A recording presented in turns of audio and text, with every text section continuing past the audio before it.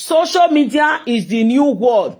Nobody go feel blackmail me to shut up and leave all this ivig money marwe. Awi mio ni yu gba meri edorudu wa zuru edorudu wa hwenye ni edo. Nu wado ga yogi wi edo ni enegbe. Otedo.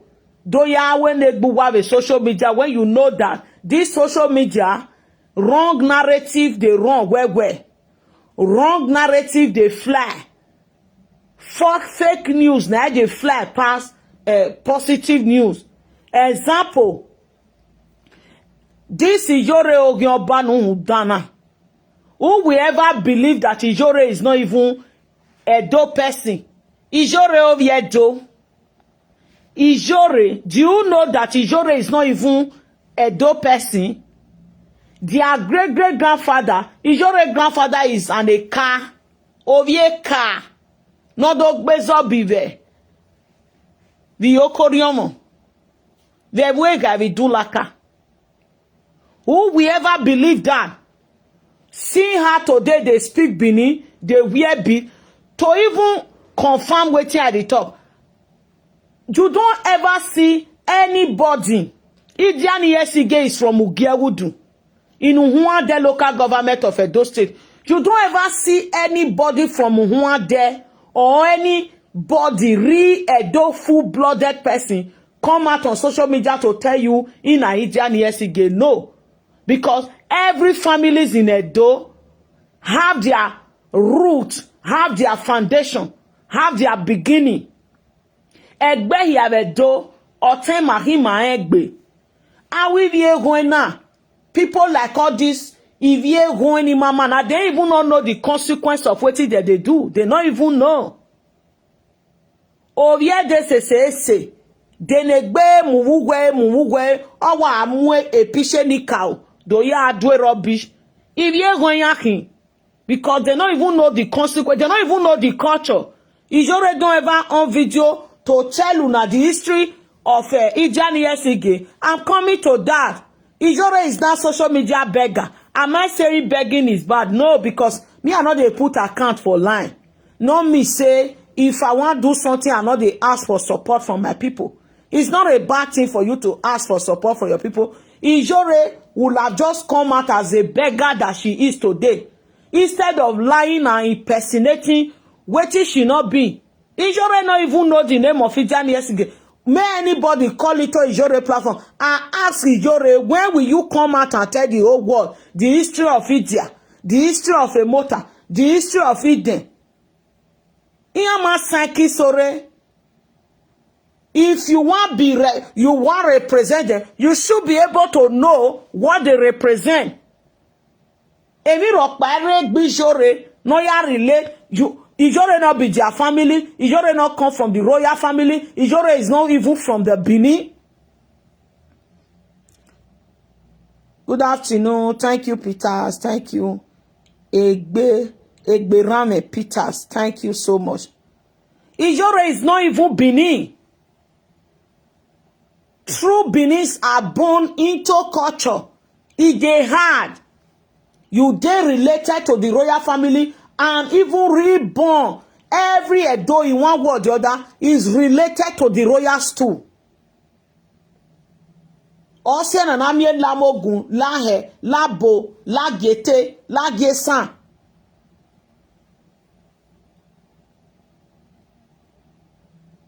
Love you what? And each of this family, each of these greetings, Iyame a lineage. No ma egberu we. Lamosun. Lamogun.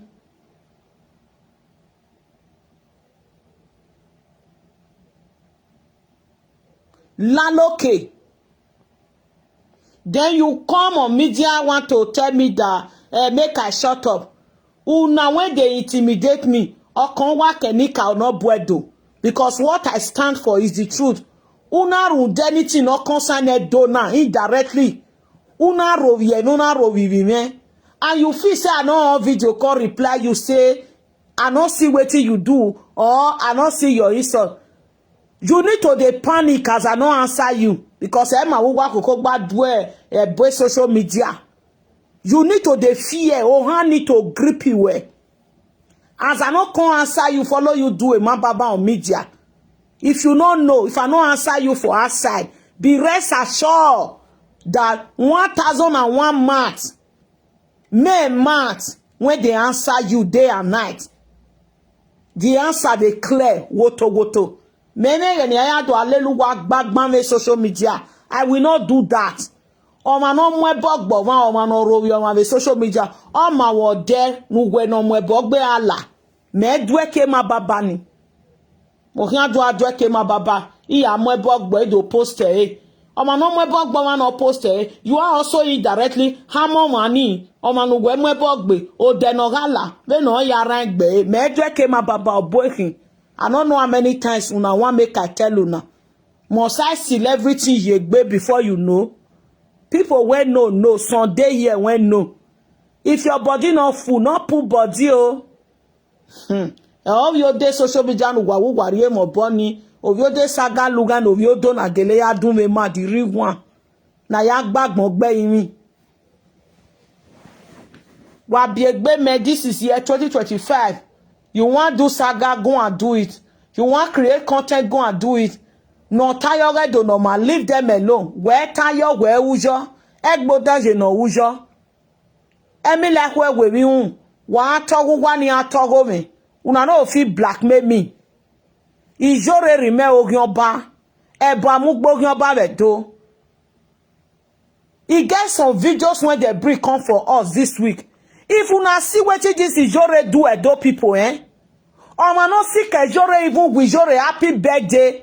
Ejien do oze poezi you wada. Ejien do hian bo wa yove. Ejien do venika o hian bo wa yove. Wana ni leli Iyore iku Edo hian. Ejien do venika o hian bo wa yove. If una see what some of the videos of what Iyore do Edo people. We are more sisi sefu ya si Iyore na nu hundan. You not go even feel.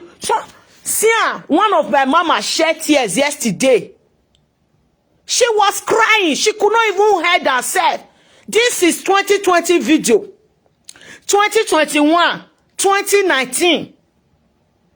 Mona go see wetin one human being do to a whole tribe. Is disgusting. Make they go dey pack am for eye care for now. Iya me ya neru nu wa.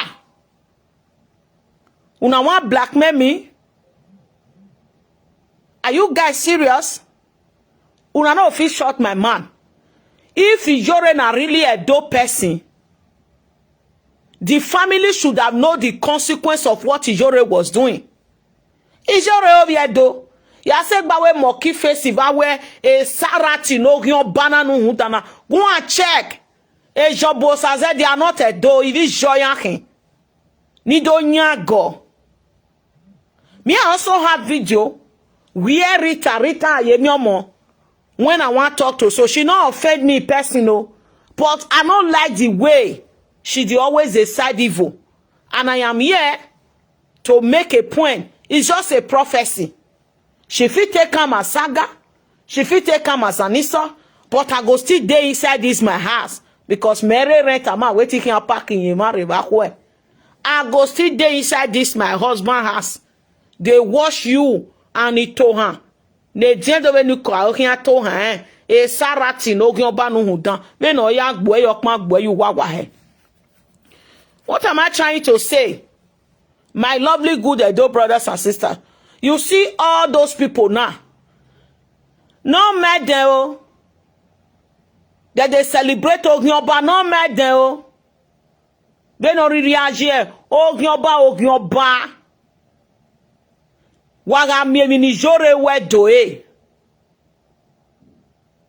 awoto awewo awetebite anomake do Ogyoba a osien o sa lo bo ame dege ki Iyore we Iyore uhun dan we susu e ko no bi kon e ko no sie. We just entered the new year. Iyore, just go and get ready. Ogioba, go and get ready. Now you come out with your real identity. You will have just come out as a beggar. Come beg money. Maybe they give you money. But you came out impersonating what you don't know. Honestly, when I ask a girl where settlement, ni already go down your social media donation. Egba enwe. Iya no ori enu ayeri enu ebo. So me, I will be here educating people, sensitizing people, showing to people that you are fake, you are evil. Donkey. I will continue to do that. Awe mani nuwe giere ni. Nuwe muri abo, nuwe nijore tinya, nuwe gbifwenya ne. Nuwe shogu vi aseti lo. Do ya siovi rigbovara. We nijore noga aga 1,000 nema, 1 million nema. Wogi begi ba bibaye. Owe olakpaga begu no gogi yari bae. So igo gironia. You suddenly humble yourself and now just come out of your share as a common beggar that you are. All na wege from the onset. Edwe gia werie. Edwe gia mu. Omano wo konoma ne yabo. Emi yabo. Omano wo konoma ne yabo. Emi yabo. It's nothing but the truth. So mona not mad. If people can believe Iyore, when not even go school that cannot spell her name. People cannot even spell the in between line. Iyore, they tell you now say no, they serve juju. But Iyore has done a lot of atrocity. Now Iyore, they come out for night, go Joshua, go cemetery, go everywhere, they swear for people. A boyfriend will know Iyore. Oh man, no even get bo menuwawo get bo menuwawo bo menuwawo esun. Emi dan Iyore wu wa eso no mu Iyore vovo. Nete mata man e bo anagbu wa kugbe. Emi dan wa ewu. Salobo be gun mebe we gbo e. The kind of evil and the atrocity many of una don't do is very bad. When you are for Christ, be for Christ. When you are for God, be for God. When you are for the gods, be for the gods. Truth has to be said. If Iyore can carry Juju and Jesus Christ together, Iyore don't know how to read one single passage in Bible. She can't even speak her. She can't even spell her name properly. Was able to scam people. Was able to bamboozle people with the name of Idiani Esige that is not even mother of Iyore. Iyore is not from Benin. Iyore is not from Edo State. Iyore is not Idiani Esige, grandchildren or great-grandchildren or anywhere related to the royals too. Iyore was able to bamboozle people when claim say they go school. Osi anonati wakba bobo. Iyore normal year school na zagba zemi was able to manipulate you people brain. Gam you go. Bless you ma. Ona gam you go. Iyore wiye ye geni cow. How can you geni cow? Amario ruwe enwe. You are not even related to the Nika. How can you they serve a Nika that we are not giving to you by the owners of the Nika? How person go they serve your old papa? You went there yes so. Your late father. Person will not come from your family. He not be your brother. He not be your sister. Total stranger. One person in Cotonou go just carry your father picture and start to serve your father as juju. They use her, they scam. Would you like it? Ose ne bonu watie. Ese onu wawo mu wa huwugwe wanana we mo uhe presenter sina. Wanana we mo hame. Wana we presenter se so inferiority complex in logo. No feel where after social media no more life. Wa we me done it for the social media. Wa face the reality. Wo wa. Eminu wa ga wu wa wa gi mi o ma no wo ma wa yi mu ebowo ai ga wu wa ati ebo ai ga wu wa tuti gesu di gesu nu watie Which God una dey pray to? The same God when tell una say may you not bear false witness against your neighbor. The same God when tell you say do to others what you know will please you.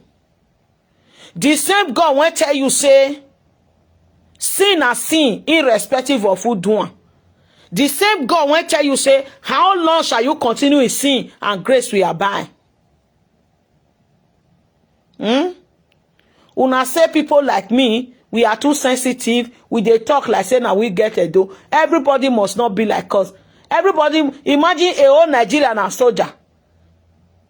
Who go come be the civilian? Imagine a whole Nigerian and police. Imagine all of us na tailor. Who we go come dey sew for? So it's okay for some of us not to send the culture. It's okay for some of us not to know the value. It's okay for some of us just to dey like that. It's also okay for people like me to also dey. Marev or Magba. That is why we have military. For in order for me and you to feel sleep with our two eyes closed. There is somebody out there day and night when all they sleep. When they walk to keep the city safe. That is what persons like me are doing. I must not do it in your own way. I must not be 100% perfect. But take the good ones that they do. You can critically criticize me and I go take correction. But condemning everything for your own selfish and personal gain, just trying to prove a point who woman say won't answer. Or can work and dear dovenikau. Eruni nanu wanihi. And even every other thing I will keep on private. But you see this prayer, I dey pray for now. Anytime Yahweh me no man, e dear dovenikau, e mota no can work your bar. E mini Iyore no be on my kwe. Ye pichu wa with social media. No yogi wa ya do with social media for many years. Oga emi no ma. Ki Iyore ke ma ya fe no ri ogba ba yo eke. No lele me na nwa fo lele do lele me. Ni to yoga do no ma hon. Wa zorwe ni yagbe. Enana miege ma. Oga ni Iyore no ki oba ya ga ne do. Ija ni yesi ge mota no ka weke oba den no kpoko. O sanu dazi ya ga nu wa ga ni Iyore. Bama we here say because who want not let them threaten you. I'm just thinking maybe the way that they message me, the way that they try to blackmail me, it to the cause. Una when say me the cause, una don't ever see me carry person picking picture one day lay cause on. Una when say me to the cause, one more bug with man every Facebook ina. Una don't ever see where me go carry person mama when don't buy for grave, put on for my page, the sagaran. Many of una don't do one. Una don't see where me wanna say to the cause, don't spoil, do video, scatter person marriage. Many of una don't do one. Where me for don't do video, scatter person, go edit something, carry account, analyze and take scatter person marriage. I never do one. Wanibun no boyu wugbebu wa do ene. Why mwemi, why ya anreje say why do ya sieti, why do ya si gbina, gbari, wa do ya nebe mana. But yet, o ma be ni meje no tawe no je woriome, ta okpa ta egba va ta egba ha ta egba ni. At the end we agwe o di ta say, ma be ta say egwe, wa we mo madan. E wo madan de je do ni ka aju why. E bo ama we hian say Ruda wa emi no ma negbuwa wa wishe ma be emi dan. Emi dan ninu wa wishi me ogugwa hiana ya se. So long that oge do no ma mu diaji. Agbon ya ti lo we hu da bokpa. You know they do. You they criticize, they secretly, silently they fight who they do. Why set le megbin now because me heregbe. Okon wa ken dien do. Okon wa konsanu dazin. Okon wa kamenu wa won eyen nu wa e. Okon wa kan here. Iheregbe no lelu wa gbina. That's not brought me to today's message. Mona bring Rita come here. Rita, you never make video for me. One day since you enter this Facebook, you never send message to me. But I see the video you take insult my enemy. You no reach here. You no go reach where I dey. Uga ma no me nwa ma suppose you no tear bomb me at all.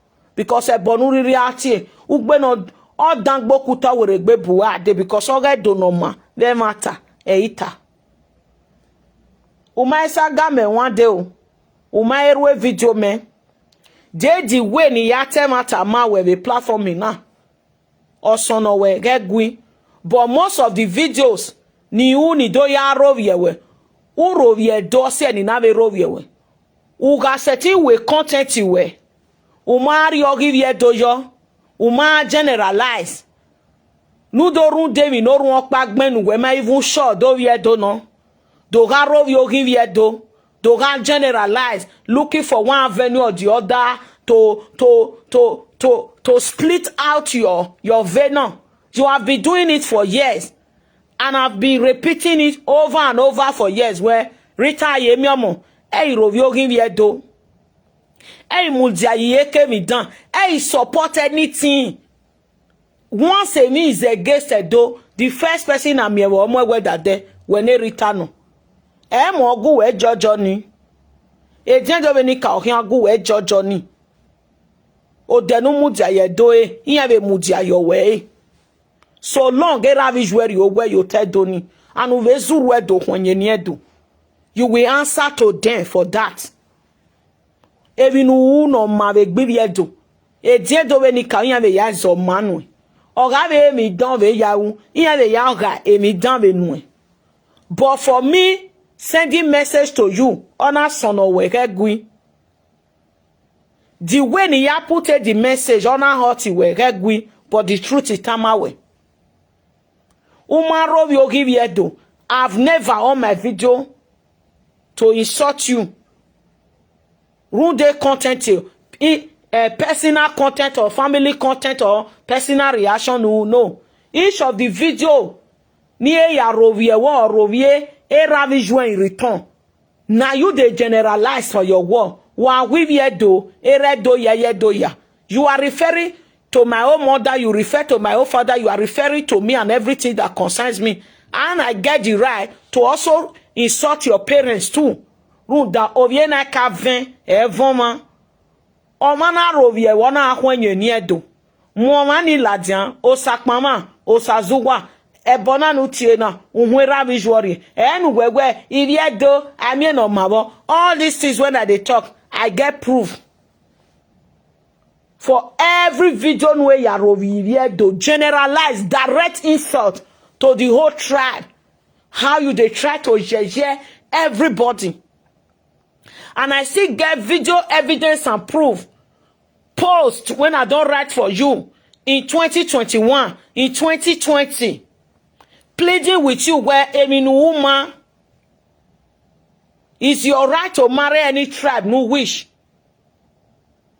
It's other people's choice to also end their opinion. Wahia tie boniya. Tiene no tienwe. E generalize. You see? No not generalize the video way. Or say ni na be rovie we in return. No na ye platform me where ya try. No humiliate a tribe do. He may not be jogo me be ya view back. If you stop, me too I will stop. But woman stop. My own is just talk. The rest action. Anyone nikba. Ujerege ne meso na agmegwe. Hiya petition we. You bring them out on social media. Una ajeje. Do you know the people that we are writing you? We are here petition we. Do you even have an idea of your video that was with them? How you they instigate violence? But we video nuna ya we caricature old number we ya worry yo. How about you get to Nigeria tomorrow you not have a problem? Yes, it's possible. Because why so one way with Facebook now why get there? So Rita Ayemie, please upogmabe lana. It's possible. Even me, I'm working on my weakness. We all can change and make better things out of our life and out of the opportunities we get like social media. Social media is supposed to be a place where we share knowledge and where we learn from people and where people learn from us. Imani de Anybody know how where Magbonikin that igwedogwan almost anywhere you know wa wedo as far as me doje me do you are referring to me and I get the right to retaliate too. All right. So as I was saying, I come out here to make this video for you, Rita. There is no how a message in a take it as a prophecy, take it as a vision, take it as anything. But definitely, it's here, but not a video now. Just take it as a message. No matter what you go do, no prayer, no carefulness, nothing go ever make you escape the beating of Sarat. Ogyon banovie jobosaze. Iye bastard in respect. You no go fit escape her beating. Ya vion him. Rita. Madam Rita ayemiomo. You no go fit escape the beating of Sarat. Iye basti. No respect no gyomba. You no fit escape her. She go so beat you. Just as she don't fair beat you before. Just like as Iyore beat you now. Still they beat you. Do you know why? Reasons why you not go fit run away from that beating. Just take this message, because a year now is going to be critical analysis. Non literally agbera agbijwe. No, when you give me agbera agbijwe, when I also come here, I will give you agbera agbijwe. But that will not stop me not to deliver my message. Listen, Madam Rita ayemiomo, who setting escape, ugbe mogoba, ugbo mogebo. Nije bastard in respect no gyomba hin agbo egbigi ogwa we. You know fit escape am. Number one reason why you not go fit escape am is you know say people like that dan and Iyore Ogyoba, they be toxic, they be evil people, they be bad people, they get all the character in this world when fit suffocate and buy you. You hate everything about them. Yes, you know, say you hate who will dislike everything about them. They disgust you to your bone. They disgust you to your vein. They know say you not like them. They know say they be bad people. They know say you they pretend follow them.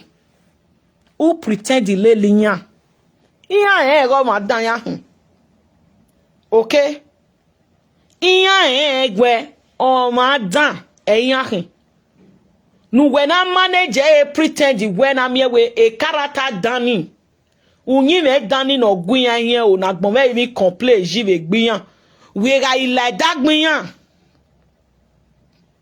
Where I like that gbiyan Rita. You go try to use white cloth to take cover ofigbon pete. No red that gbiyan. One try no ya correct the incorrectable in the life of all this done. Number one reason why you not go escape the beating. It's not by force, so according to one of your video I listened to. It's not by force that everybody must come out to criticize anybody, nor criticize our tribe, or anybody that is trying to paint Edo Kingdom to the world in the wrong way. It must not be responsibility of everybody. No. But it's also wrong for you to they support the people where they do it. You know they criticize. You know they run away. You are stylishly supporting them. I come across one of your video.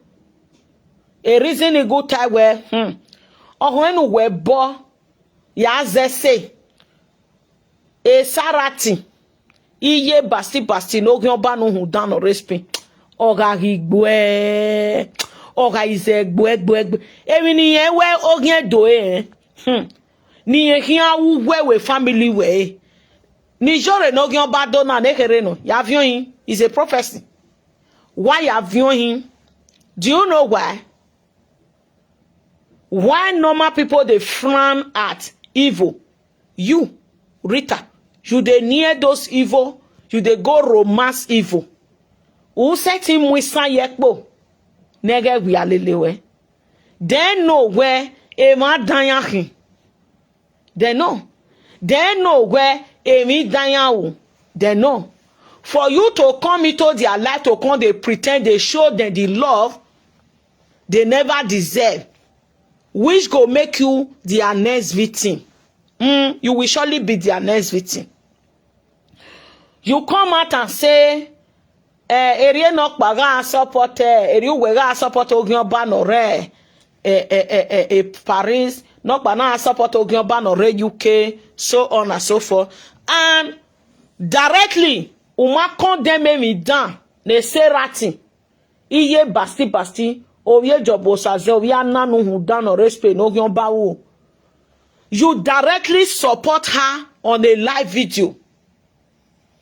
The atrocity, ne sarati, ne sorrow, ije basti wa dona. Why you support her? Uwe emi dani, ne sarati, e sorrow, ije basti no respect no gyon bage, ovye jobo saze ovyana. Uwe mi no ne iviedo yana gwiga ga ewe to get it ladianu condemn o. If you condemn her now, iviedo so in blackmail we in ve fiwe lega yemeni yagbalowe, they will not abandon you, and also the bamadani gahu we here. You not stop there. You not stop there, oh, Rita. You say you for condemn waiting that iye basti no gyon badu.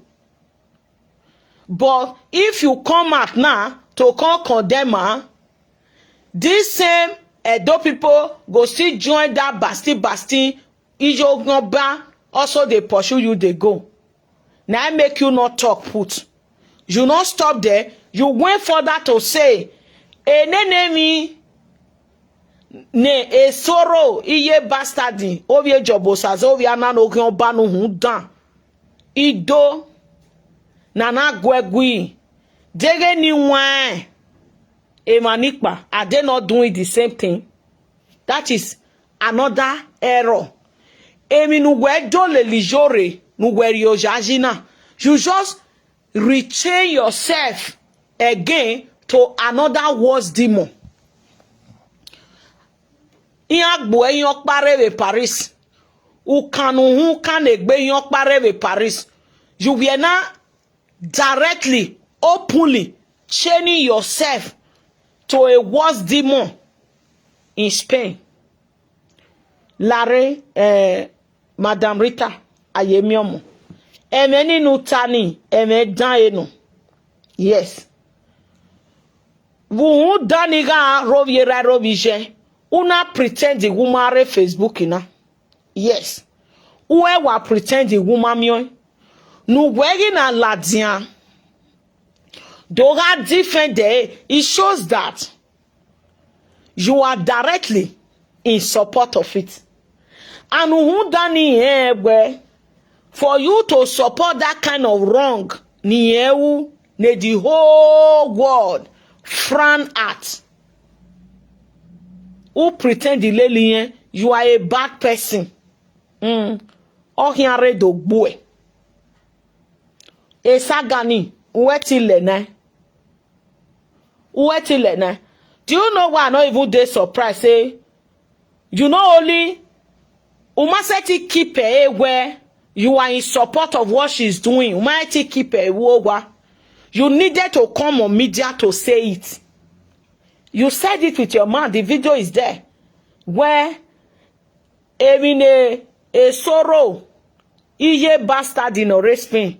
Ovie jobo sazo ovie anan ogion banu hundan okegbe danre. Ovie jo hundan. Uwe mi no ni viedo ya na soyo sore. Uwe degbegbe ni nwa. Iviedo so ni tie gbiyan ni nwa yawe. Nu wagina soyo sore. Wanamu, not panamu, ona so sore. You directly throw words to a Richard Osadiaye where was you were. You will also indirectly referring to because a no one may not take but no one or misbehave is a demorphin. Okay, how can you use wrong to justify wrong? You see why you not go escape that beating. Ebo. Emi no ga uwe. Ha! Gay. Where you we can ya la obo he. Madam Rita ayemiomo. E soro ni ije bastard ni no respect ni. E beast ni. Uhun danige. E basti ni. Ovie jobo sazovia na no gyon bani. Enebe no akefu se he. Where me no kan ya mu. Ogagigwe. Nijore no gyon ba ugwe na. It's like a drop in the iceberg. While you are viewing the date in there, it has been done. In the spiritual realm, it has already been done. Saturday, 11th January 2025. You are viewing almost several or Mami emi dani ni ewu ni nuwe de bae wo we se gidaido wo e worie ohia ya we worie ni awu we gbu we ha oga gi we oga ise we mia esa geno ka be gbu we ni e ka we Nuna pretend. Una je alele here. No here uwe, no here was. Another reason. Ni good time where you not go feel escape the beating. Because Rita, once what dege or man or we me down. Anybody no he we me down. You always stand. Why is it that Ekenana we mi dem no concern anti-Bini, anti-Edo, anti-culture, anti-value. Evaniana always near. Why are those people always your close party? Why? Madam Rita yemiomo. Vana miewe. Emana kanfu avebo. Emani wagoto. Ema na sufu avebo. Emana yesu su bifu ahiebore. When Iyore no gyon baje, when a sorrow, ije bastardi, ovie jobo saze, ovia na no gyon ba, egbo gyon ba. When I'm here, now you they always take front seat. Even their own family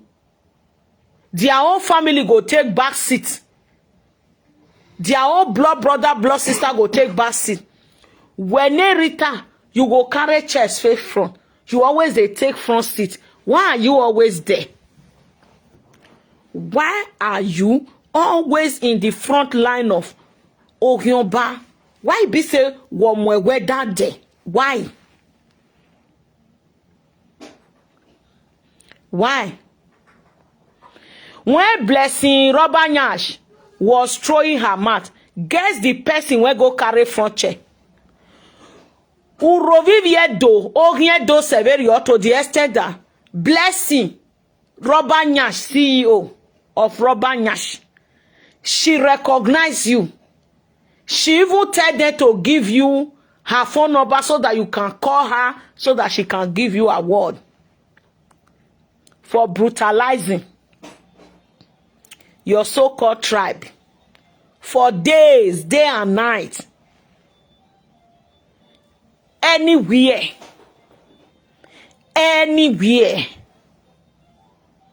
Nagina tayoget ogegie donenema. You are always on the front line.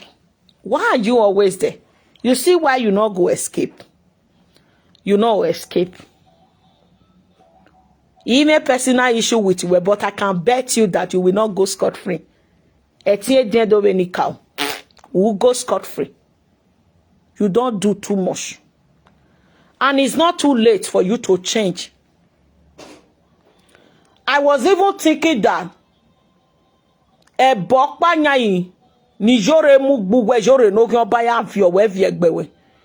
you will take 1 minute of your life to reflect and cut off everything that has to do with evil person. Anyway, magnet, they always magnet. Maybe working always attach you to these people, because when you measure, I'm a very positive person with a very clean and good aura. Also a very big, mighty ocean, Indian Ocean, na dey between me and una. I will back conglomerate. I'm your son venue. Awa wae mi ode avant ason ogie ehia go come sit down for one place. No. Eclipse of the sun, they happen once in a while. But you don't ever see where morning go join night, night go join afternoon, afternoon go join evening. Egba.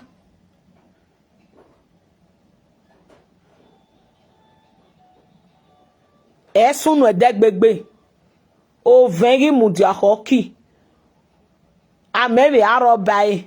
Ebiebi we so edebi agbebo bokpa e.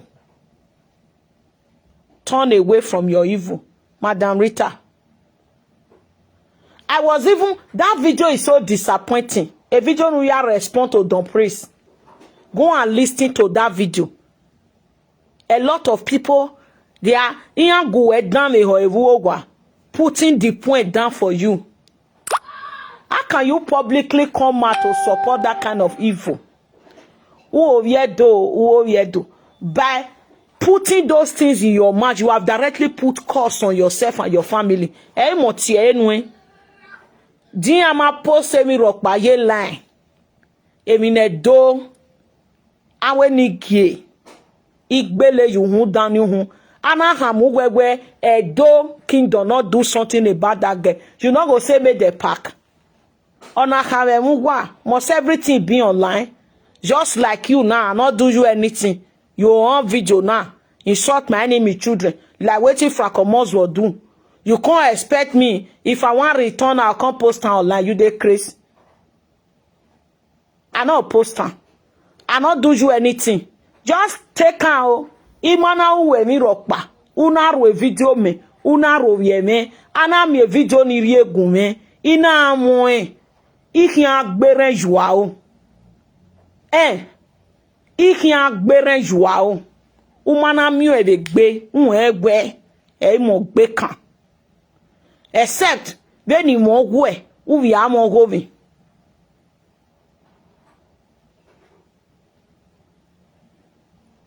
We are more. When Rita, Madam Rita yemi, anahamu we e doma we mi e bad that iye basti no respeni. We no boni kiha we get inside, huh? Do when I know. Okay, because we are not seeing online. Mema ha mugwana we e meri edo si no nyagbonu hudan. We are baby gestion your nisa. You give a boking like boking wa me wu benu wa mi oni. E ma no good. They saw your video and they responded to you. You see online? No. Ugwe akiza gun. I make up her. Aye party her. Azuwa zuwere her. It's okay. O tayen kole. I went walk and walk on ga. So pano mi akwarunu no ya gwe. Why me we no le o ko mo gboma. E ugwe no muja ya de selevi ba mo agege bo nye boy where e ugwe no le ko gwe no ruo gwa. Nu we dege no dege we. Now you need to dey fear. E ugwe no rabi bai. Ruda e mani nyaga ya fe ruo gwa. E obi e ka no kuba bi bai. You came out online to defend that nonsense. When you want pretend the woman there, you will have done so. But what did you do? Una dear line. You stylishly, directly support that evil. Say, as that who done, they do at that day. Not be say you not go for fit talk truth to, but people go come turn around. Join her, they pursue you. Join her, they beat you. Yes, I know. It they happen on this social media. Yes, it they happen. Yeah. But you want make another statement. You say the evil, their water, their web, who done unya boy, unya nyoge. Iga nu wana yatule mu, oni na yatule mu mwe. Not be the same thing una they do every day. Really? Like, are you serious? Really? Do you even have idea? Ekene video ni love hu tagbon. Are you even aware that Iye Bastini Era Eyalekwa with their village as a whole? They're not gonna come tell you a lucky the kidnapper. Amaro video to hamu why we not one family have. No, they're not gonna tell you. He go come and my family is in charge. Nay, backbone. Unume wana ogu pogba. I will be a kito big day. Me, I stand here, they look una. Until the midday. Awe mo jani mama. Believe everything you see on social media at your risk. Egbe ya ni ya kware ye. Ya de o ha. Ya go te serati. When don't fair born for Igbo boy before. When get belle for another small boy. He run enter house. As me and you they talk so. He have do he have a spin. Na giya mu dani era togbu mu joha ge na guana ejobo saze ole okian ula agbenyeji edien do veni ka egbejobo saze venu wayaru mani ule dien do agbuwaji a lucky the kidnapper. Now for people to carry your video call it to your platform. No. You ready tomorrow go party, go where reasonable people dey, whether they go let you sit down there. Azuwa be media. Emanagbon ekene managbon gada jiva azana agbon. Will you be able to enter there? Egbo gyan bokin. Uni o gyan bokin. Am you watwa senfwa? Nonsense. So Rita, who set he escape? Eminu, Emma. I get too much of your videos. Should the case when you start to deny, will start to drop them. Here we ya lugane. Iyore no gyoba. Eminu gwere Rita ye platform we. Wo give ye doe. Here we ya lugan Iyore no gyoba. Here we ya lugan we present us in ikparenu when your border. Neni ewe jo ouku seke no. Emi sego e maguwa kipe eme o. E manoguwa wa akeve ya wa nige ebon. Iwa hamadmi la wo gume kamepa. Iya wa vio ere before you know. Isun wa to go. Wa ye gbe hin wa ye gbe. Edoke ko kebolu ajamugbu wa. Wa mi we ne pa ko be mo ebogbe. Le ne fanse pa ko be mo ebogbe abatinya. Iya amebogbo wa we gbe. Iya imu egbu wa ne no balo la wa gbe wa sole la dagbe. Abogbe. Why can't you stay away from anything or je ma mo ebogbo? Stay away. Upogbo la na you can do better. Me too, I can do better. Let's change our ways.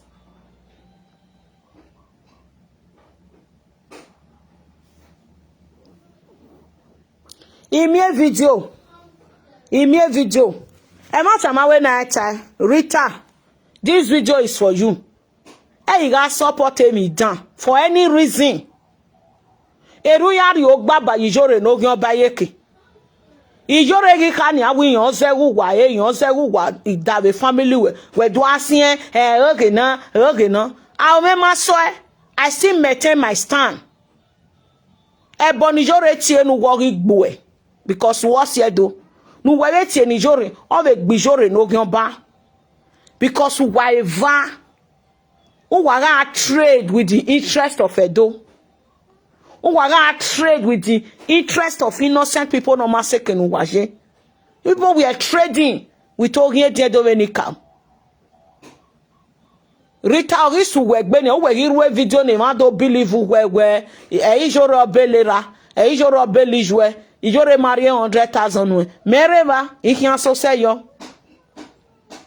never abohin makon iso say ye rubbish because he me mi rokpani ya ha sa yebo ebo ni ma o wa re wo wa ti e wonu many of una no know ebe social media na tie ya dagba dey mi Norio, nori kaze mukia, nori koso mukia, nori ameri ogeri ame, nori adari ogeria. Is more than what you guys think. It's deep. Unu wa etin gada. Unu wa seti lelele. Wa seti yada, wa seti yokea. Wa seti yoke, wa seti yame yari no rebare. Wa memi nu wa udag buwa. Stay away from problem.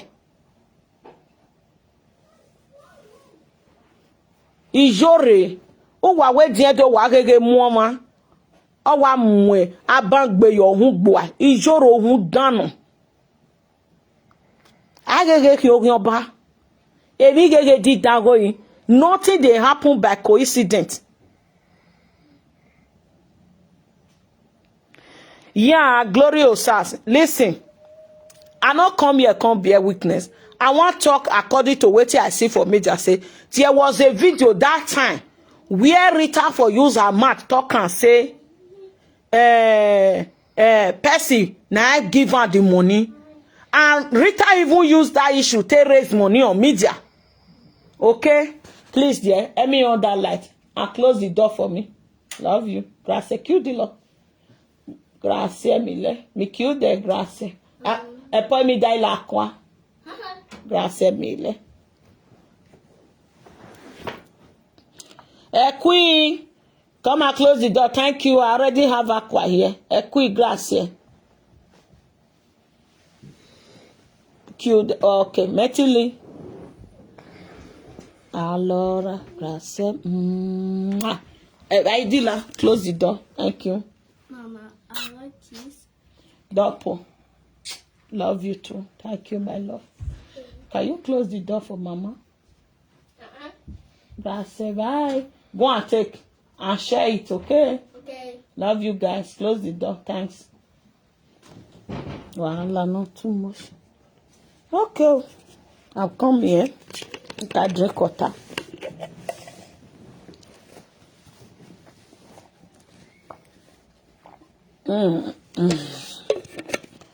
Okay. I see video like that. I don't know. I can't bear witness. And nobody go force me to bear witness to waiting. I only use my ear. Stay here. I not dead there. Iruwe WhatsApp. Okay? But I go talk according to what I see for media. Say, Rita, video day where you for use your mouth talk and say the money when they take pay your mama for police station na person na one of your mama na I give you your mama not spend 1 kobo, your papa not spend 1 kobo, you not spend 1 kobo. You said something like that. You said so. In other words, you got gbinaje etrigomi, you got support voye sweet. You got support voye because of money udoga support me down. It's bad, Emma. It's really bad. Emma, it have a channel for my former video, just that people they always pick where they want pick. And I'm here when Rita Iyore no gyan bagele rigo ninu. In one way or the other, or see ukakaboya oh anything no concernable. You sleep over it, you refresh it, egedian. Anagele miego rienu. Wadwa sile. And moreover, Iyore no gyan ba wa o confirm where the way I don't understand now, The money not big. The money not big. The money not be anything. What is your Ogioba just want make you confirm? Be say when you needed help, she was there for you. As a friend Ogioba or a different Ogioba. That is what she want make you confirm with your mouth. Where that money must not really be the whole money you was spend. Must not really be the whole money not save. But the point when Iyore Ogioba won't down they try to bring out is that when you needed the help, nobody was there. She, Iyore Ogioba, your friend, was there for you. Which me are not dead there. If not true, we Iyore Ogioba, in one word or the other, Ogiri and when we are bellish well, Ogiri and when for gift to, Ogiri and when for one reason or the other. Ona hamo we yerigo no ya we made and we made ana. Am suppose in ule Iyore Ogioba do atiebo. Yes. Origo ninwe walking and minuja warrior no abiomari enwe. Ogiri enwe ya decide. Ogiri enwe ya di guy. Ogiri enwe ya belishwe. Ogiri ya di keke enwe. Ogiri ya de wifon enwe. Oriye no abiomari enwe. Gwamere ne boy agbe he. This year I'll stay away from all those topics. But I will see the cheaper in small for my people to learn. Gwamere ne boy agbo ma he. Do you know where Iyore na recover no Iyore no Ogioba na recover no ikobi Iyore at all for any reason arobu when Iyore Rita ebo not tie any toswe but you not know ikobi Iyore no Ogioba ogiye 1 cent 1 penny 1 euro 1 naira 1 kobo na ara kantu when Rita in one way or the other. But not any Iyore no Ogioba. It go affect you. You not know. Who are where ya tiebo? Who are gallery ni ya belgian wa webo stupid. Ebo ma stupid. Ebo go hold torchlight like this. They go torchlight you, torchlight Iyore. Do you go say they could be Iyore labo at all? Imariye ma yohu wani. Because whatever wa mionwo wa na tukma mu wa kenu whatever na mi egbuwa. Ireva, Iyosi Ogioba, Igwo Ogioba, Igwin Ada, Imotu Wagari ya, Ibe gu waswaye. Mi a meke nu wavana gbina sefen, Ibi egbe nu wa gbina la sikboba. Runda, wa osiedo. Eva no osiedo osime. Iviedo no enegbo osime. Uwe saga o, anything you like iga uwe platform iwe. Sokma. Emwigbina be no jobo wogedo et de beho gboka e de gororo nu ati ohoho o makame but e mata nu hueme o heke nata o se ni na hamu gwa ebe nu gwa tiki ge bo ya gbe uke ati ebo we anything jemi not very well nemani refidi ni let them educate you agege wa ya mu ebo uge ko wege o se ni na ta or a presenter him or a commenter him una tie bo me make sure it tie nu because you are here ye video where je mi we gu my bo are no we gben yo ge there we me fake account ya ime all my accounts are real ya here gben ye video ma e video me ya account me ya gben eri bo ya gbe. So, Madam Rita, ayemi omo. Imi video nu me ya hawe. Ega ni Iyore na agie yo we me. Igo ma de wu gbebo. Ige do ma mu ebo gbe. Now I want play for you so. Uweti escape. Uga we mi semebo. Ebo ya fe nu tie ni Iyore no Ogioba. Hey, Ogioba la jamu nuwe. Because the more you are putting cost on yourself. Yes. The one we are Iyore no Ogioba gbagba me because we dey mujene. Ebo paro no atie Iyore no Ogioba na hin agbe ni ave chenu we ro na hin agbo because you are guilty.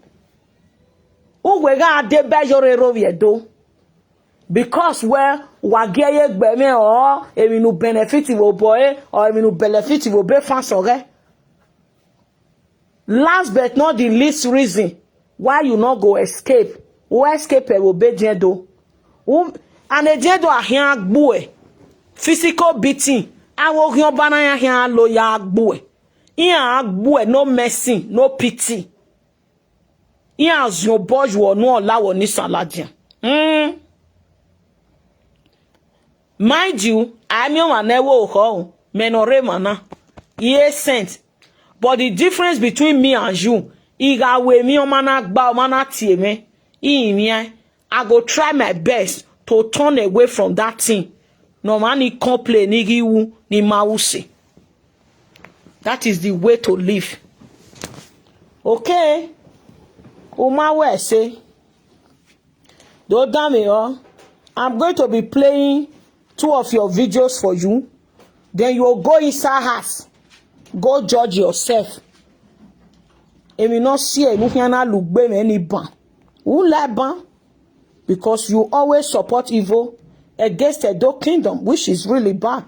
A judgment here, no one way me done even here now. Why me? Why jere? Rita no na we bottom no here na we to see we go mo misore le doni na we doni akogbe na we ma tele gbebo o me do 6 million estimated for who is that? I was insisting to tell me o na we be ga address o ma na wa no Facebook na jopia e ha o me wa ase na we onye ko ga no to na ya ya yo we go na you know what no matter man na this afternoon I me the years for your video say na no sa we na aso we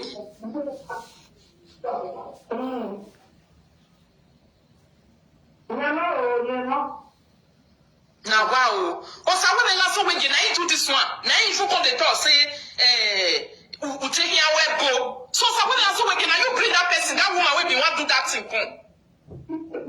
Ijo salobwane rame oh I dey fear those people. Una yeah?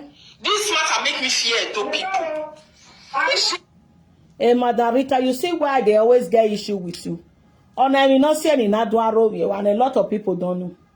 You they fear those people.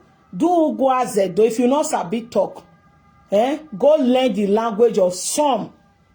And to even make things easy, always mention the name of the person when offend you.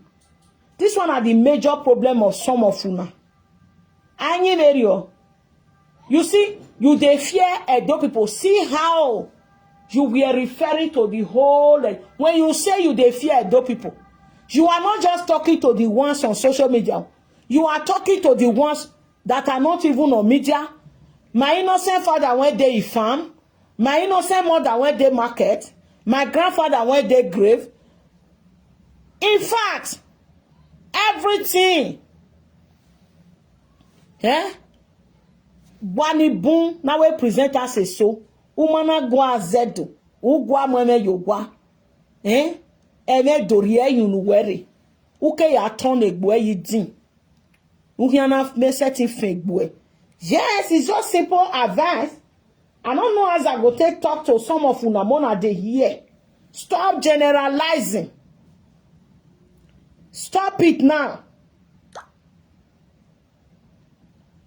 Stop it. Mona listen. They say man not they talk photo. May the relevant people always they hear the clear message. And all this video is also documentary. Should the case they call una tomorrow, una call they deny. Ma view erase straight. Una listen. Where Rita for the tell Iyore say Iyore not guilty of anything. But the now, Woriti Yoro Gyobao, Worika Gay, Enyanakio, now 2 videos I want to play for you. I'll play this one, I'll play the other one. So that you go see yourself. Then you go now go know the next thing to do. No we na where who can escape gbem okay. A sorrow no Gyoba no respect. You know if you escape because you they always support them while they are doing evil. And you expect say that evil character they get go only end with those people they are doing it to. No, it go also reach your body. Yes, okmanu ya manoviwa. Egbode. Mami serat inania. If ye do ya be egbe ne serat. You Rita, Ayemiomo. You they go there, go they comment, they do everything, show say na your friend. Agbo yon go yon back pare. Uweregbe like camp of yon babe. And you feel say you escape? No. Okay.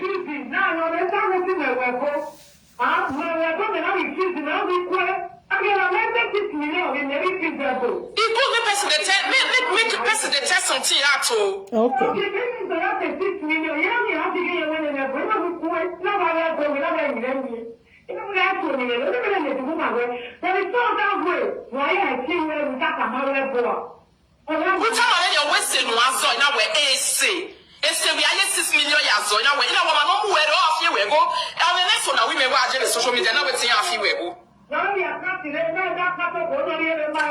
unta ina we ni go ya kan sama ro pa na we tin afi we go mo mi joro ma gele gbebo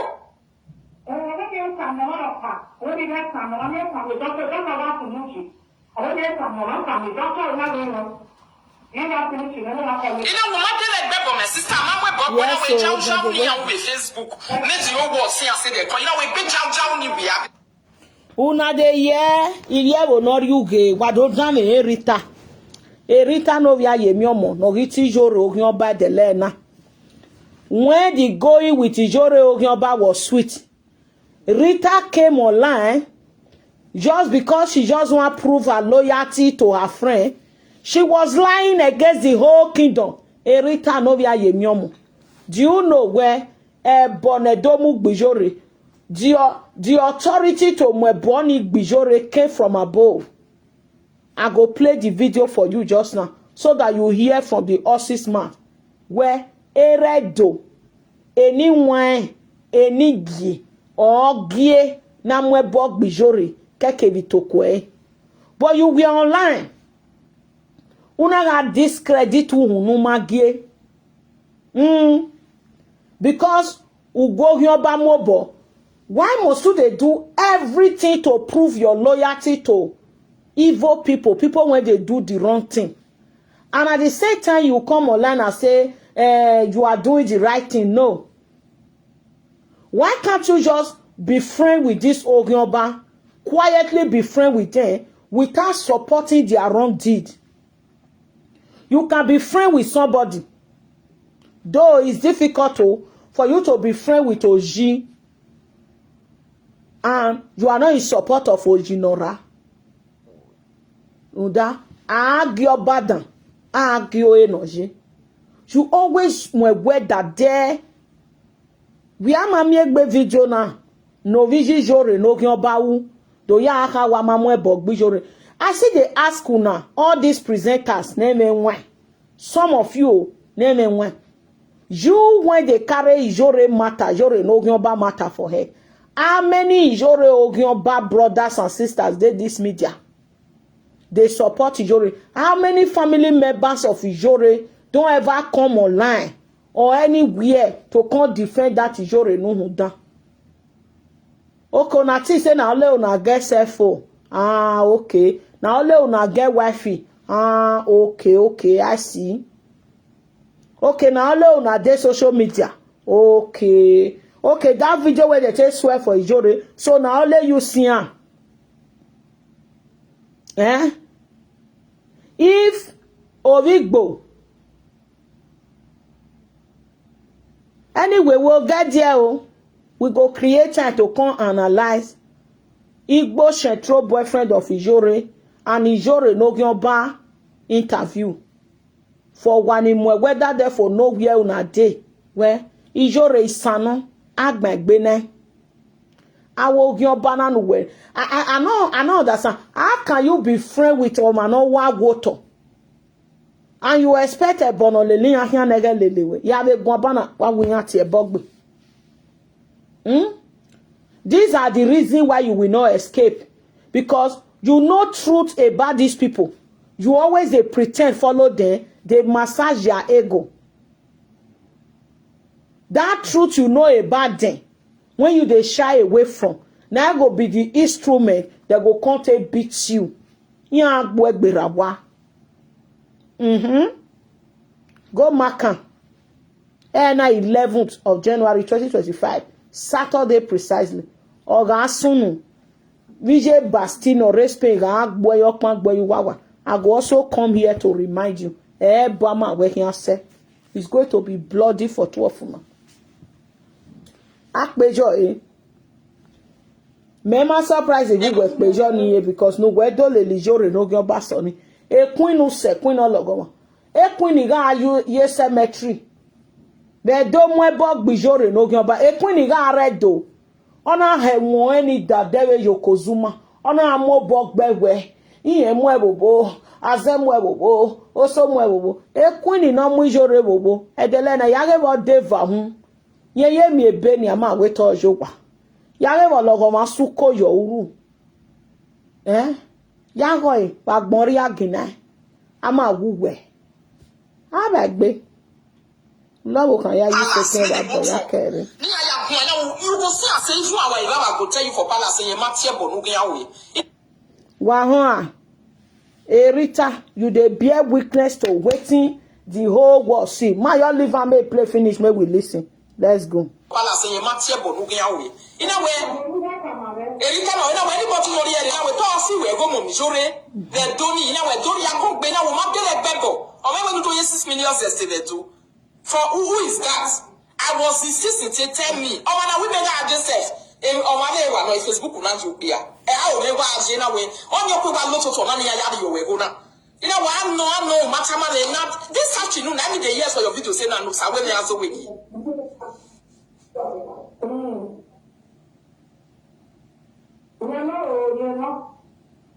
Now wow. Oh, so when they are so wiki, now you do this one. Now you come the talk say we take here where go. So when I say again, you bring that person, that woman will be want to do that thing come. Ijo salobwane rame oh, I dey fear those people. This matter make me fear those people.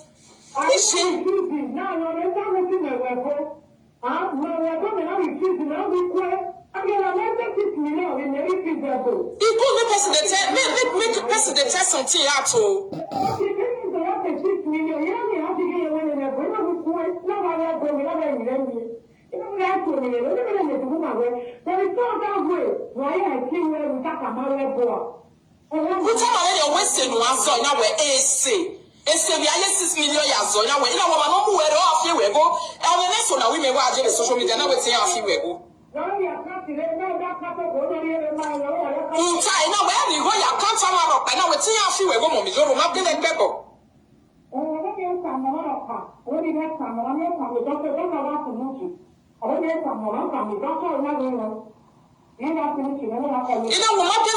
Sister, Facebook.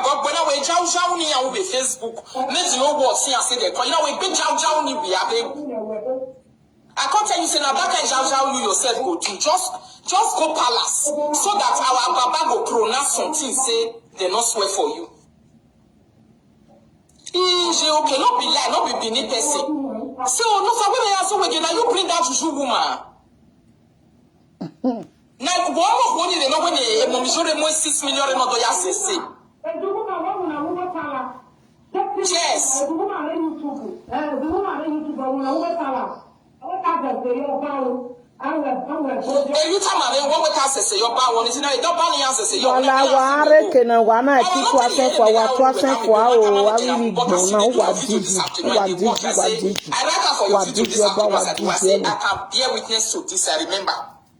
If to say now waiting you they talk about so. Now what for this life? Now wow, so when I ask you again, you carry that juju woman home. We say they bring 6 million, I don't 6 million they say. So because you show say money take there.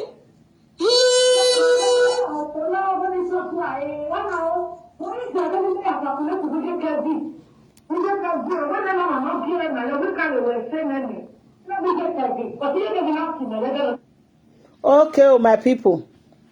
Make I just analyze this whole short part. Then I'll play the other one. Listen, Iyore no gyoba. I be your enemy, oh. So long you be a do enemy. So long, ogien do we wakin, ogio tone dokin, ogien nikokin. Egian mokin, ku weke gbewe, ku nien weke kwarawe. Kemani boyo we, kemanu wagbamu yo muhi. Awa boa, ayu wabog be memi. Abwa. But this is nothing but the truth. Iyore Ogioba, 80% of these people when they support you so. They cannot help you. Any obo, any ohen, anybody,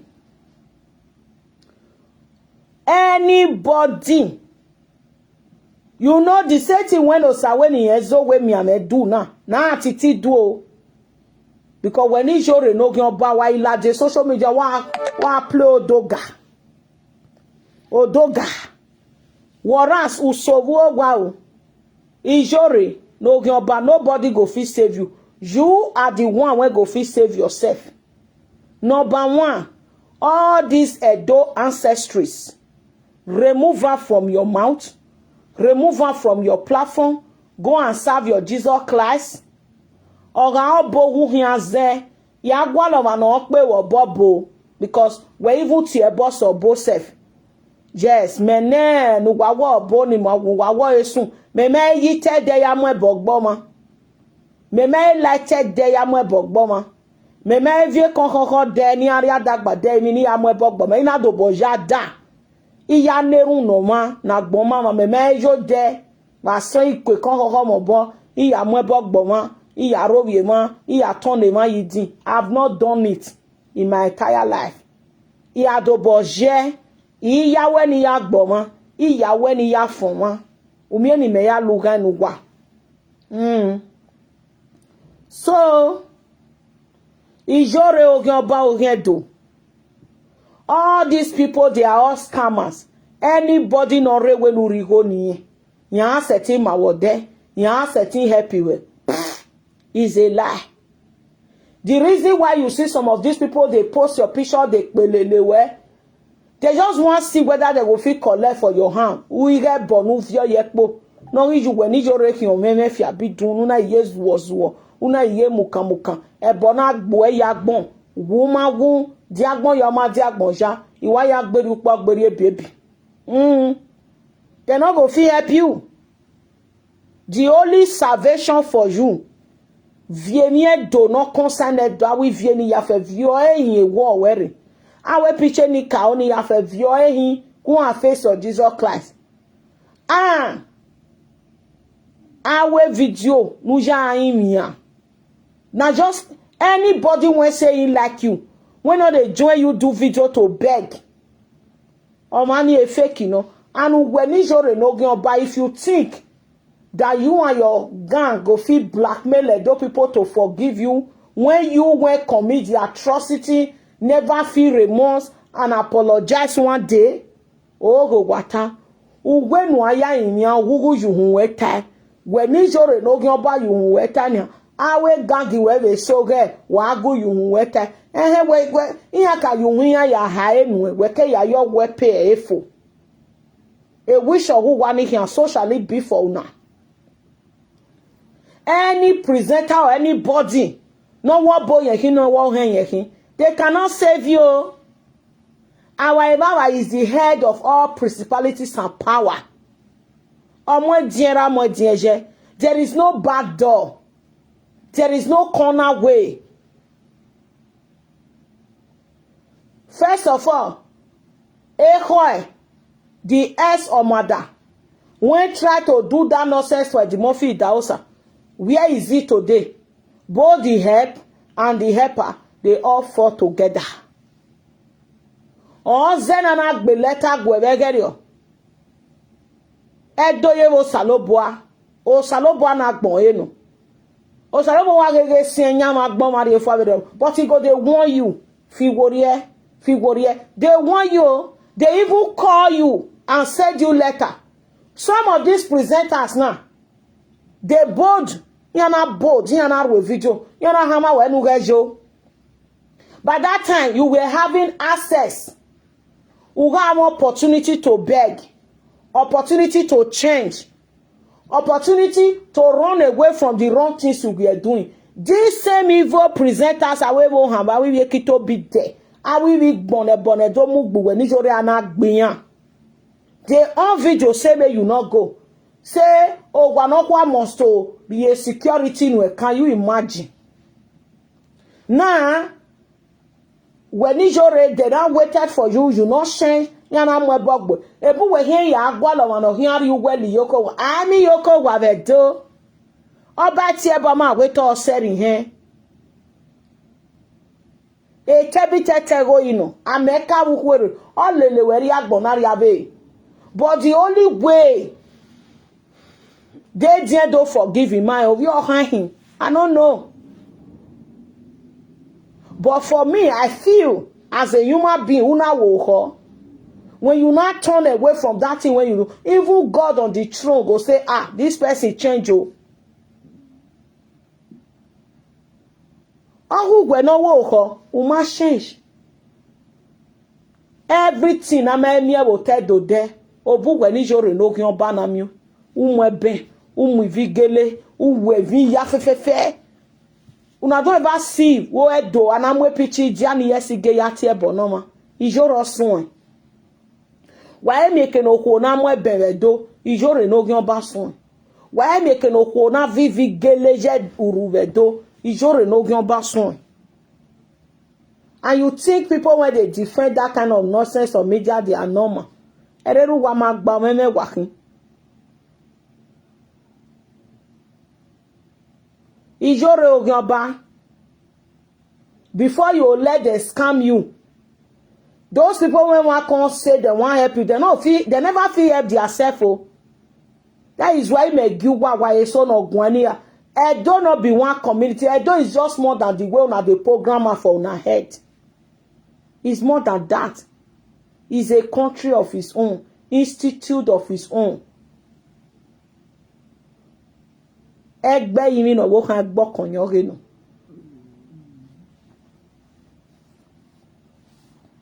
Nwa. Iyore ogyoba. Any presenter, because I see the video we are Otiti for talking that time. In one carry you go Benin. In can we go do this one. Yeah, I be aware find Iyore no gyoba even you Iyore no gyoba. Abima can't drop that your video. Where you for tell us all the rituals what they do for you. I get the video. How all of them take back. Hey ya wulo when Iyore. Why you know they talk truth? No, when I have we get bo, me ask anywhere you bo. Iyore, can you just come out and tell people the truth? How you are working so hard to see how they go take forgive you, to see how they can help you. Why in la de media, we no say no yana mi adogbano. Omi adogbano we nu we ho. Because we nu we wo wa lugane nu we media. Iyore no gyan ba no Muhammad. Oda we pologbe ne awe mani ma negbe. No ya dey trap ogugwe. E ki danu we do we social media lugane nu we do wo wa. Why say media wa form odoga. Egba enwe. A fi owo viwe. A hian man no hian. Change your ways. Iyo saloboa. So pon re do no ma wo re ni ka gwanjin. Omo no we na egin ya review e. Awe mana ni do amie we go na. Iyan obo iyan on hen.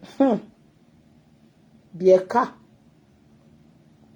Obo no hian se ti hu ogwe ni Iyore bo. Unwe go bo ni dinra. You don't see where pikin dey born in papa. Obo no hian se ti fun we wo be din do. Obo no biera. Obo no bije. Obo ne ra bije bie. Nuda. Owa mere mi di abazin. Oma janai. Iyore no gyoba. Your salvation lies in your hands. Turn away from your evil deed. Now you they come out now. You be social media beggar. It's not a bad thing for you to beg money. I mean, I'm not going to tell people may they not give you. I will not do that. I can criticize, but I will not stop them from giving you. Because me too, people, they bless me too. Only a wicked, a narcissist person. Now go they collect from people. Also, they tell people not to give the other one when see they collect. You are a narcissist. a bitter soul, a bitter person. But if you must beg, you must do it in the right way. Ebo we do la diani age beg out. Oh no na we gbawu. Then when I can amori diani yes again we Bible me Jesus class. Just come out, you be content creator, beg money, they give you money and you shop. Why were you impersonating? You are not even from Edo State. What we do? When we dey talk at that time, we Queen Usenage, oh you robo no, wama woge no, at the end, oh you robo no, oh you robo meno. Ya segbene na we yana ya fe na. Iya very well. When me I talk in 2022, where Ogun Gbele family members of Efrakomozo, people say na saga. Today now it not be true. You know. Where matter no?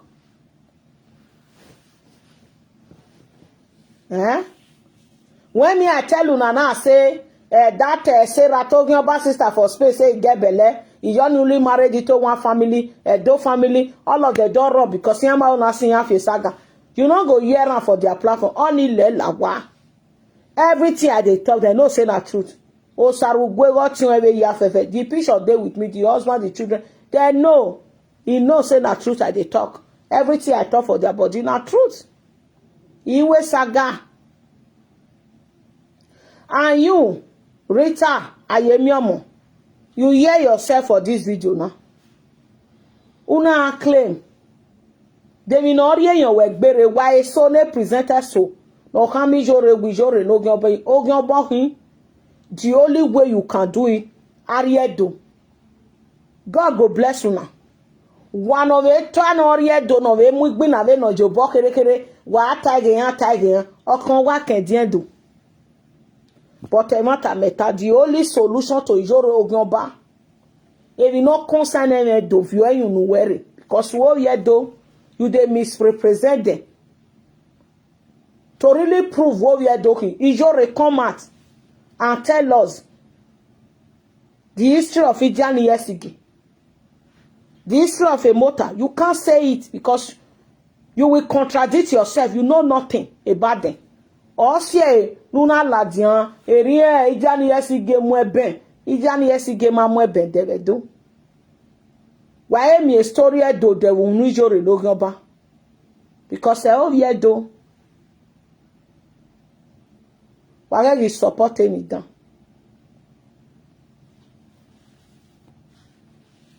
When Ritania, no hami Iyore no de ugbebo, goma de ugbebo, wogiti ogyoba vedele no. They wrong where I say, they bog where I say, etu where uberio.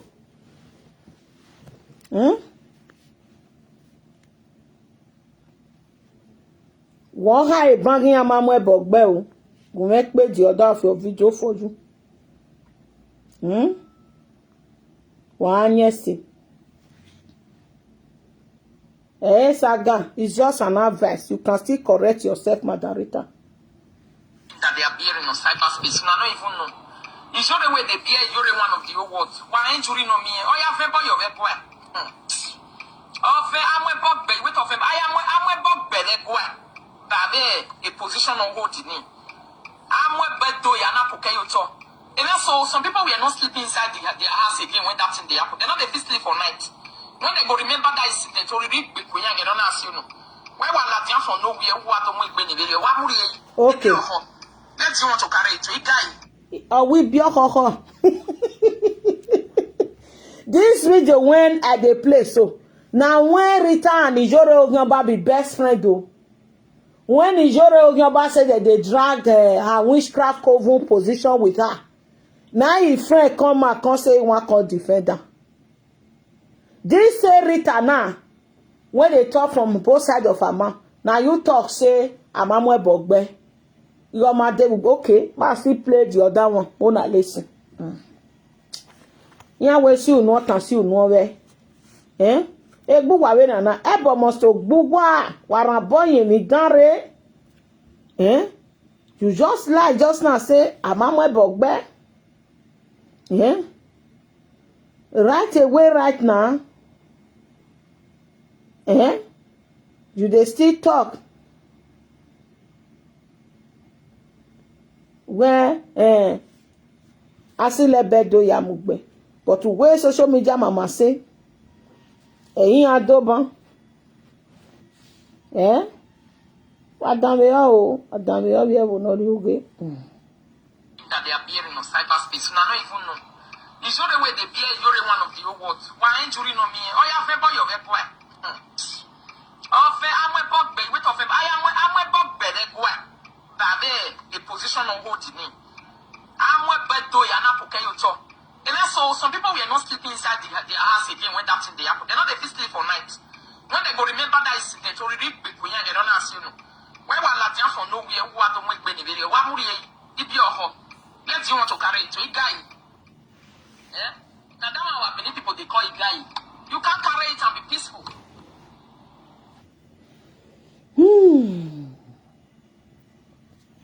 I hope Ohie Bwegbe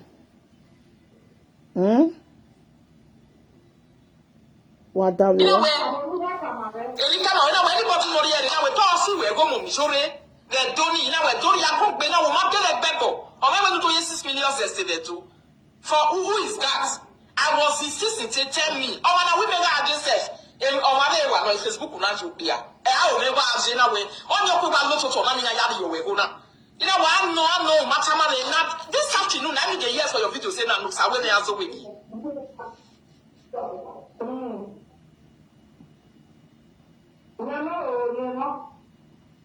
Now, wow. But I want to last week, now you do this one. Now you come the talk, say, we take your web go. So, I want to last week, now you bring that person, that woman will be want to do that thing.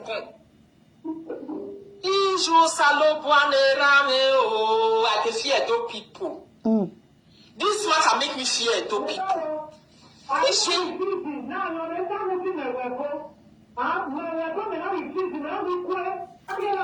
Bogi can do people you wear a queen who serves away me as though we me away. Oh, you robo. Ah, your hatred for a dosha.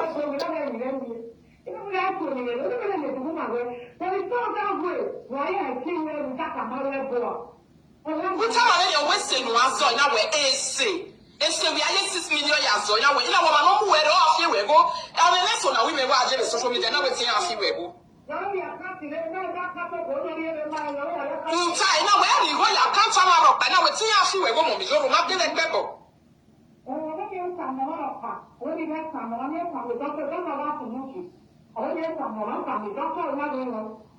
You know, what did I beg my sister? I'm when I went Chow Chow ni on Facebook. Let's know what see and say that. You know, we big Chow Chow ni be I can't tell you, say now that kind Chow Chow you yourself go do. Just go palace so that our Baba go pronounce. Away Chow Chow.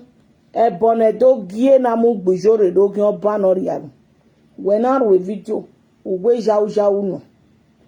Uveta se o una we no rie o gwa no kwa but nu we gi tareba lele o ma defio bia oni ye video na hama we madam Rita ayemiomu gba hin egbe ma no rie abori supporting her for any reason supporting her for any benefit or any gain. You must not be their I don't know as I go take describe because when we ya function here when we actually breathe with that kind of environment here, but it's your choice. You can be their friend, but not support their evil against Edo. You can be their friend, not join them beat Edo. You can be their friend. Edo not get, except where your friendship is there, you are a friend with them because Niana Ro Yogedo. Okay? If your friendship is based on that, what we say about the bayan. But who like him as a person, go for that friendship. The bayan way me normal heke. You see 2 videos we just play now. How you contradict yourself? You contradict yourself. Woman de mugbebo.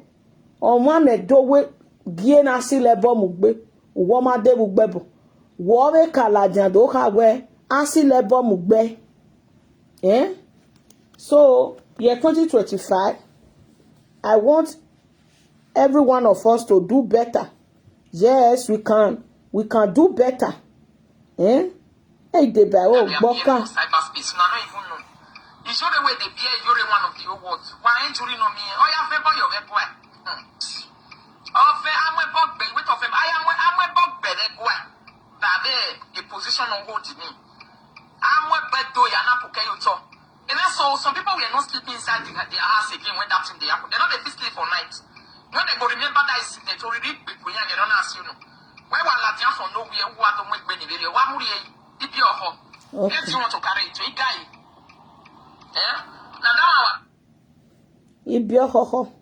So I go stop right there, my people. Madam Rita Ayemiomo. Elle supporte me dan. Nous beside Iyore. Or ma make sense. Iyore no gyoba. Et the same thing. We ya do beside there. Bi antie na there. E sorrow. Niye bastard no gyoba no respect. Umio eni agwe. Akin amai no kian. Me anamie we malele amobo we set it breathe. Do him we ya lele amobo la gogo wa hian we e de bayan ro wiedo so that wa bi yan agwi wa hwe nu mi kejo nu da owe o ma no we bona re mu yeto emi e ga we mi ya gwegwe rumudana isimi osega do me sufo me o ede o nu wa hian ya gbi ma wa ni filu nu gi e o tedo we social media ede o nu wa hian ya so kokoko wa ni ri o gba ba yo gan ba iye ki pogbon beje na okay ma mi no keke benu ya ladian do ya supporter e soro iye bastard no gyomba no respect e di seti udo le Iyore ahun aberenia ugwo marigo nue ugwo support ekeka. Why are you not supporting their evil activities against Edo? A video no reva te suppose ni pe no dam your boy. I not get that time. We'll still keep her for rainy day, just like these two videos we play here today, just like the rest. Emma. I just say normal, but so pan, Jenwa gawe. Get Jenwa, Yahweh, Erudule Lomahia, Uwakukoki, Udegeminema, Weti criticize, Weti correct, Ahwa Rea, Ganu, me done it that way, where do I see your back? Or ma make sense. Demi ro nita no ma like. Egwio, because my video me person, but so pan, Ogiedo. Nu rovie ogiye do nu generalize say nu wa we video na I dey fear Edo people and the same you will come out and say you be Edo. Who are you? You are a saboteur. A saboteur in area. Rita yeme do you nu were e ma no gu egbon gun agbon we Iyore be queen iga gun Iyore no gan bagi ladian do kawe. A queen over dogo vie. Did you even deem me fit to la jawa? A lady no go via do no whether I over do. A rian of a gwen or near do yak begwe.